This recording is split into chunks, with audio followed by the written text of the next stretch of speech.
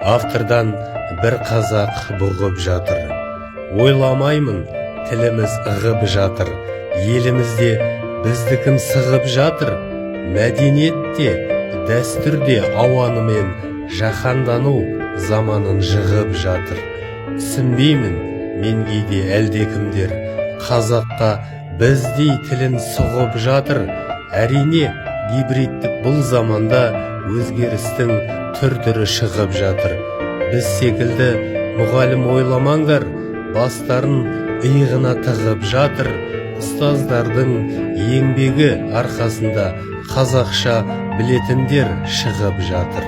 Біздегі барлық ұлттың жүрегінде тақиялы бір қазақ бұғып жатыр.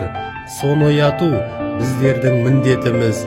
Әй қайдам, біздерді кім ұғып жатыр?